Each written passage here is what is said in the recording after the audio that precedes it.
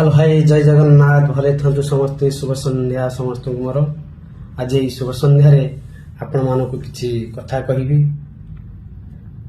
କଥାଟି ହେଉଛି, ଏ ଦୁନିଆରେ କିଛି ଲୋକ ଅଛନ୍ତି ଝଗଡ଼ା ଲଗେଇବାରେ ଏବଂ କିଛି ଲୋକ ଅଛନ୍ତି ଝଗଡ଼ାଟି ଦେଖିକି ମଜା ନେବା।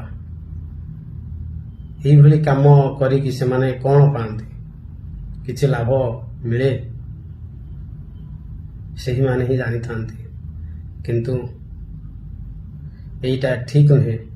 ଝଗଡ଼ାଟି ଯେଉଁଠି ହେଉଛି ସେଇଟା ସମାଧାନ କରିଲେ ବହୁତ ଭଲ ହେବ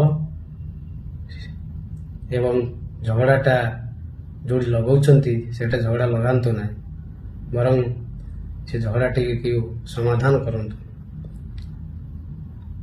ଭଗବାନ ଆପଣଙ୍କୁ ବହୁତ ଭଲରେ ରଖିବେ। କିଛି କାମ କରିକି ଯାଅ, ମଲା ପରେ ବି ଆପଣଙ୍କର ନାମ ଜପୁଥିବେ। ତେଣୁକରି ସମସ୍ତଙ୍କୁ କହୁଛି, ଏଭଳି କାମ କରନ୍ତୁ ନାହିଁ ଯାହାଫଳରେ ଅନ୍ୟ ଜଣଙ୍କର କିଛି କ୍ଷତି ହେବ। ଯେଉଁମାନେ ଚାହୁଁଛନ୍ତି ଅନ୍ୟ ଜଣଙ୍କର କ୍ଷତି ହେଉ, ଏଇଟା ହେଉଛି ଭୁଲ ଧାରଣା। ଅନ୍ୟ ଜଣଙ୍କର କ୍ଷତି ଚାହିଁଲେ ନିଜର କ୍ଷତି ହୁଏ। ତେଣୁକରି ସମସ୍ତେ ଧ୍ୟାନ ଦିଅନ୍ତୁ, ଝଗଡ଼ା ଲଗାନ୍ତୁ ନାହିଁ ଏବଂ ଝଗଡ଼ାଟି ଦେଖିକି ତାର ମଜା ନିଅନ୍ତୁ ନାହିଁ। ତାର ପ୍ରତିକାର କରନ୍ତୁ, ସମାଧାନ କରନ୍ତୁ। ଏହା ହିଁ ଠିକ୍ ରହିବ। ଜୟ ଜଗନ୍ନାଥ, ଜୟ ଜଗନ୍ନାଥ, ଜୟ ଜଗନ୍ନାଥ।